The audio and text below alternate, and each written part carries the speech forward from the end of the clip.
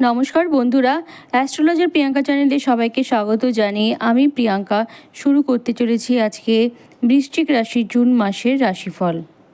কালপুরুষের অষ্টম রাশি বৃশ্চিক এবং বৃশ্চিক রাশি কিন্তু জলতত্ত্ব প্রকৃতির রাশি, স্থির জলতত্ত্ব প্রকৃতির একটি রাশি এবং মঙ্গল হচ্ছে এই রাশির রাশাধিপতি বা লগ্নাধিপতি। আজকের মাসিক ফল আলোচনায় যাওয়ার আগে যেটি বলা দরকার সেটি হলো বর্তমানে কিন্তু রাহু জলরাশিগুলোর ওপর প্রভাব বিস্তার করে আছে। স্বাভাবিকভাবেই বৃশ্চিকের ওপর কিন্তু রাহুর একটা প্রভাব চলছে এবং তার সাথে সাথে দেখা যাচ্ছে যে বৃশ্চিক রাশি চতুর্থভাবে শনি অবস্থান করছে, অর্থাৎ বৃশ্চিক রাশির ওপর একদিকে যেমন ঢাইয়া চলছে তেমনি কিন্তু রাহুরও একটা প্রভাব চলছে, যে কারণে বৃশ্চিক রাশির জাতক জাতিকারা কিন্তু একটু সমস্যার মধ্যে আছেন। জীবন যখন আছে সমস্যা তো তখন আসবেই, এটাই স্বাভাবিক। কিন্তু যেটি ব্যাপার সেটি হলো এই সমস্যাকে জাতক জাতিকারা কিভাবে ফেস করতে পারছেন। তারা ফেস করতে পারছেন না, লড়াইয়ে পিছিয়ে পড়ছেন। সমস্যাকে যদি ফেস করতে না পারেন তাহলে সমস্যা কিন্তু আরও বাড়বে। তো গত মাসে এটা দেখা যাচ্ছিল যে এই রাশির রাশাধিপতি বা লগ্নাধিপতি মঙ্গল সে কিন্তু তার যে তেজ বা তার যে বলবত্তা সেটা কিন্তু হারিয়েছে জলরাশিতে গিয়ে। জুন মাসের প্রথমেই যেটি দেখা যাবে সেটি হলো এই মঙ্গল কিন্তু মেষ রাশিতে, অর্থাৎ এই রাশি থেকে ষষ্ঠভাবে চলে যাবে। ষষ্ঠ ভাব থেকে কিন্তু জ্যোতিষশাস্ত্রে পরিশ্রম করার ক্ষমতা, লড়াই করার ক্ষমতা এগুলো বিচার করা হয়। স্বাভাবিকভাবেই ষষ্ঠভাবে যখন মঙ্গল যাবে তখন কিন্তু দেখা যাবে যে আপনাদের মধ্যে পরিশ্রম করার ক্ষমতা বা লড়াই করার ক্ষমতা কিছুটা হলেও বেড়েছে। ষষ্ঠভাবে মঙ্গল মেষ রাশিতে যাওয়ার ফলে মঙ্গল কিন্তু নিজের বলবত্তা আবার ফিরে পাবে। নিজের ঘরে ফিরে আসার ফলে বৃশ্চিক রাশি বা বৃশ্চিক লগ্নের জাতক জাতিকারা কিন্তু নতুন করে লড়াই করার সুযোগ পাবে এবং যেহেতু তার অষ্টম দৃষ্টি বৃশ্চিকের ওপরেই পড়বে, এই জন্য বৃশ্চিক রাশি জাতক জাতিকারা নিজেদের কনফিডেন্স ফিরে পাবে। তাদের শরীর স্বাস্থ্যের জায়গাটা কিন্তু একটু বেটার হবে। তারা যে ডিপ্রেশনে ভুগছিলেন সেখান থেকে কিন্তু বেরিয়ে আসবেন। তবে জ্যোতিষশাস্ত্রে কিন্তু একটি কথা বলা হয়, ষষ্ঠ ভাব কিন্তু দুস্থান। জীবনের সব খারাপ জিনিসগুলো, ঝগড়া ঝামেলা অশান্তি এগুলো কিন্তু ষষ্ঠ ভাব থেকে বিচার করা হয়। ষষ্ঠ ভাব থেকে রোগ, ষষ্ঠ ভাব থেকে মামলা মোকদ্দমা এগুলো বিচার করা হয়। মঙ্গল ষষ্ঠভাবে নিজের তেজ ফিরে পেয়েছে এবং তার উপর রাহুরও একটা প্রভাব রয়েছে, ফলে কিন্তু অহেতুক ঝামেলা অশান্তিতে জড়িয়ে পড়ার যে সম্ভাবনা সেটিও কিন্তু রয়েছে। আপনারা নিজেদের অ্যাগ্রেশনকে দেখাবেন, সেটা কিন্তু বুঝে শুনে দেখাবেন। বুঝে শুনে যদি না দেখাতে পারেন তাহলে কিন্তু সমস্যায় পড়বেন। কাজেই যে সমস্ত বৃশ্চিক রাশি বা বৃশ্চিক লগ্নে জাতক জাতিকাদের ষষ্ঠ ভাবটা পীড়িত আছে তাদের কিন্তু এই সময় একটু সাবধানেও থাকতে হবে। তবে এটিও বলবো, যেহেতু বৃহস্পতি বিশ্বরাশিতে গেছে এবং বৃহস্পতির একটা দৃষ্টি বৃশ্চিক রাশির ওপর পড়ছে, সেই কারণে কিন্তু আপনাদের এই অ্যাগ্রেশনকে আপনারা কন্ট্রোলে রাখতে পারবেন। যে সমস্ত জাতক জাতিকার বৃহস্পতি কেন্দ্রে নেই বা কোণে নেই তাদের কিন্তু একটু সমস্যা হতে পারে এই সময়।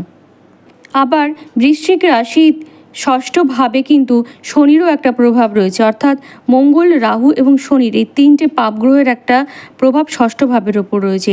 এই জন্য বলবো বৃশ্চিক রাশি আর বৃশ্চিক লগ্নে যে সকল জাতক জাতিকা আছেন তাদের কিন্তু গলব্লাডারে অপারেশন সংক্রান্ত একটা যোগও দেখা যাচ্ছে। তার সাথে সাথে কিডনিতে স্টোন হওয়ার একটা প্রবণতা তৈরি হচ্ছে। এবং আরেকটি যেটি বলবো, বৃশ্চিক রাশি মেয়েরা যারা আছেন তারা কিন্তু একটু সাবধানে থাকবেন। তাদের কিন্তু ইউটেরাসে সিস্ট বা টিউমার এই জাতীয় একটা সমস্যা ধরা পড়তে পারে এবং সেখান থেকে সার্জারির প্রয়োজনীয়তাও পড়তে পারে।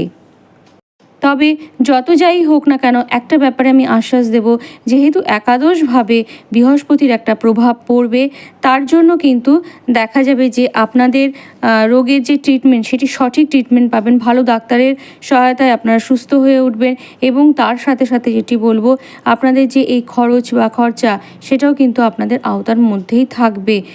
চতুর্থভাবে শনি থাকলেও শনি কিন্তু নিজের ঘরে আছে, ফলে এটা যে খুব খারাপ ফল দেবে সেটি নয়।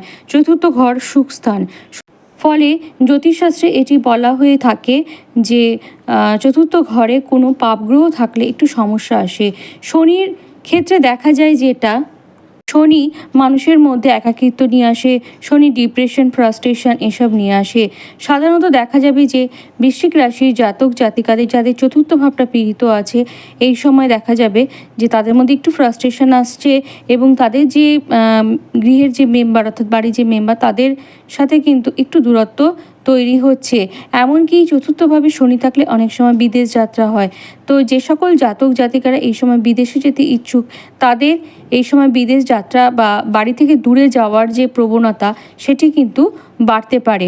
মায়ের শরীর স্বাস্থ্য সামান্য খারাপও হতে পারে, অথবা দেখা যাবে যে মায়ের সাথে একটু দূরত্ব তৈরি হবে, বন্ধুদের থেকে একটু দূরে থাকবেন। এই ব্যাপারগুলো কিন্তু বৃশ্চিক রাশির ক্ষেত্রে দেখা যাবে। তবে চতুর্থপতি যেহেতু চতুর্থভাবে আছে, এই জন্য কিন্তু এই সময় বাড়ি তৈরি করার সম্ভাবনা বা বাড়ি কেনার সম্ভাবনা, অথবা ভারী গাড়ি, শনি কিন্তু ভারী গাড়িকে ইন্ডিকেট করে, ভারী গাড়ি কিনে সেখান থেকে কিন্তু আপনারা লাভবান হওয়ার যে সম্ভাবনা সেটি কিন্তু দেখা যাচ্ছে। বৃশ্চিক রাশির দ্বিতীয় ভাবপতি বৃহস্পতি, সে কিন্তু সপ্তমে গেছে, সপ্তমে অর্থাৎ বিশ্ব রাশিতে গেছে এবং সেখান থেকে তার পঞ্চম দৃষ্টি বৃশ্চিক রাশির একাদশভাবে পড়ছে। দ্বিতীয় পতির দৃষ্টি একাদশভাবে পড়া অত্যন্ত শুভ। তার ফলে কিন্তু বৃশ্চিক রাশি বা বৃশ্চিক লগ্নে জাতক জাতিকাদের আর্থিক বৃদ্ধি হওয়ার একটা সম্ভাবনা রয়েছে এবং দেখা যাবে যে এই সময় তাদের আয় ব্যয়ের যে সমতা সেটি কিন্তু তারা খুব ভালোভাবে মেনটেন করতে পারবেন। বৃশ্চিক রাশি চতুর্থভাবে যেহেতু শনি আছে এবং তার দৃষ্টি দশমে পড়ছে, তার জন্য কিন্তু এই সময় দেখা যাবে যে বৃশ্চিক রাশির যে সকল জাতক জাতিকারা চাকরি খুঁজছেন তাদের জন্য এই সময়টা ভালো। এবং বৃহস্পতির দৃষ্টিও যেহেতু একাদশভাবে আছে, এই জন্য কিন্তু একাডেমিক সেক্টর থেকেও চাকরি হওয়ার যে সম্ভাবনা সেটি কিন্তু তৈরি হচ্ছে। চতুর্থভাবে যেহেতু শনির দৃষ্টি আছে, এই জন্য এই সময় বৃশ্চিক রাশির জাতক জাতিকাদের কাজের জায়গাটাতে কিন্তু প্রেশার থাকবে এবং এই কারণেই হয়তো বৃশ্চিক রাশি কোনো জাতক জাতিকাদের মনে হতে পারে যে এই চাকরিটা ছেড়ে দিই, নতুন কিছু খুঁজি। ফলে চাকরি ক্ষেত্রে একটু সমস্যা, মানসিক অশান্তি এগুলো কিন্তু আসতে পারে। বৃশ্চিক রাশি জাতক জাতিকাদের এই সময় সপ্তমভাবে যেহেতু বৃহস্পতি গেছে, দ্বিতীয় পতি সপ্তমে গেছে, এই জন্য কিন্তু বৃশ্চিক রাশির অনেক জাতক জাতিকারা নতুন করে বিজনেস শুরু করতে পারেন। বাড়ির টাকাই হয়তো তারা বিজনেস করবেন এবং বিজনেসের জায়গাটা কিন্তু এই সময় খুব ভালো আছে। নতুন বিজনেস শুরু করার জন্য এই টাইমটা যথেষ্ট ভালো। আর যারা বিজনেস করছেন তাদেরও কিন্তু বিজনেসটা এই সময় ভীষণ ভালো যাবে। বিশেষ করে যে সকল জাতক জাতিকারা কাপড়ের বিজনেস করেন, মিষ্টি দ্রব্যের বিজনেস করেন, বই খাতার বিজনেস করেন, অথবা যে সমস্ত জাতক জাতিকারা মুদিখানার বিজনেস করেন, কোনো খাবারের বিজনেস করেন, ক্যাটারিংয়ের বিজনেস করেন, তাদের কিন্তু এই সময়টা ভীষণ ভালো যাবে। বৃশ্চিক রাশির যে সকল জাতক জাতিকারা টিউশনি করে নিজেদের আয় করেন তাদের কিন্তু দেখা যাবে যে এই সময়টা তাদের জন্য বেশ ভালো যাবে এবং তারা যদি আর্টিস্টিক কোনো ফিল্ডের সাথে যুক্ত থাকেন সেক্ষেত্রেও ভালো যাবে। অনেকে আছে চার্টার্ড অ্যাকাউন্টেন্ট ফার্মের সাথে যুক্ত থাকেন, তাদের জন্য এই সময়টা ভালো, বা ল ফার্মের সাথে যারা যুক্ত থাকেন তাদের জন্য কিন্তু এই সময়টা বেশ ভালো যাবে। যারা বৃশ্চিক রাশির জাতক জাতিকা আছেন এবং বিয়ে করেছেন তাদের ক্ষেত্রে দেখা যাবে যে এই সময় বিবাহিত জীবনে আন্ডারস্ট্যান্ডিং খুব ভালো থাকবে এবং আপনারা বিবাহিত জীবনে বেশ অ্যাডজাস্ট করে চলবেন। এবং যেহেতু বৃহস্পতির একটা প্রভাব কাজ করছে সপ্তম ভাবের ওপরে, তার ফলে কিন্তু দেখা যাবে যে দাম্পত্যের ক্ষেত্রে আপনারা দায়িত্বপূর্ণ আচরণ করছেন এবং যেহেতু শুক্রের একটা প্রভাবও কাজ করবে এই মাসে, তাই জন্য দেখা যাবে যে দাম্পত্য প্রেমের ক্ষেত্রটাও কিন্তু বেশ ভালো থাকবে আপনাদের। যাদের বিয়ে হয়নি এবং বিয়ের চেষ্টা করছেন তাদের ক্ষেত্রে দেখা যাবে যে এই মাসে আপনাদের বিয়ের যোগ আছে এবং প্রেমজ সম্পর্কে দীর্ঘদিন ধরে ছিলেন, ওয়েট করছিলেন কবে বিয়ে হবে, সেক্ষেত্রেও দেখা যাবে যে এই সময়টা কিন্তু বিয়ের জন্য ভীষণই উপযুক্ত। এবং তবে যারা প্রেমজ সম্পর্কের ক্ষেত্রে আছে তাদের ক্ষেত্রে কিন্তু প্রেমে ব্রেকআপ আসার একটা সম্ভাবনা রয়েছে এবং প্রেমের ক্ষেত্রেও প্রচণ্ড পরিমাণে অ্যাগ্রেশন, প্রচণ্ড ঝামেলা অশান্তির জন্য ব্রেকআপ আসতে পারে। বারবার প্রেমে পড়ার সম্ভাবনা সেটিও কিন্তু তৈরি হতে পারে বৃশ্চিক রাশি বা বৃশ্চিক লগ্নের জাতক জাতিকাদের ক্ষেত্রে। বৃশ্চিক রাশির জাতক জাতিকাদের এই সময় কিন্তু বাবার স্বাস্থ্যহানি হওয়ার একটা সম্ভাবনা কিন্তু তৈরি হচ্ছে। বাবার স্বাস্থ্যের দিকে কিন্তু বিশেষ খেয়াল রাখতে হবে আপনাদেরকে। বাবার সাথে কিন্তু ঝামেলা, অশান্তি, ভুল বোঝাবুঝি এগুলো হওয়ারও একটা সম্ভাবনা দেখা যাচ্ছে। বৃশ্চিক রাশির ছাত্রছাত্রী যারা আছেন তাদেরও এই সময় পড়াশোনার জায়গাটায় বেশ ডিস্টার্ব হবে, কনসেন্ট্রেশনে ভীষণভাবে প্রবলেম হবে।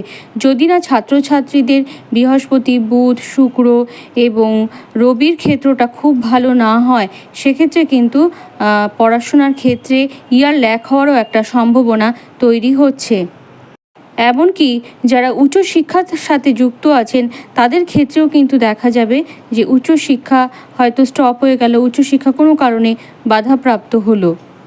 তো যারা বৃশ্চিক রাশির জাতক জাতিকা আছে তাদের ক্ষেত্রে অবশ্যই আমি বলবো ধ্যান জপ করতে, যতটা সম্ভব মোবাইল, টিভি এই ধরনের ইলেকট্রনিক্স জিনিসের থেকে দূরে থাকতে এবং বাড়ির উত্তর পূর্ব দিককে যথেষ্ট ভালো রাখুন, পবিত্র রাখুন।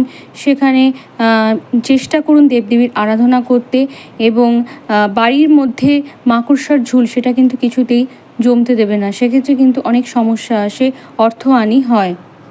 আপনারা কালো কুকুরকে রুটি খাওয়াতে পারেন।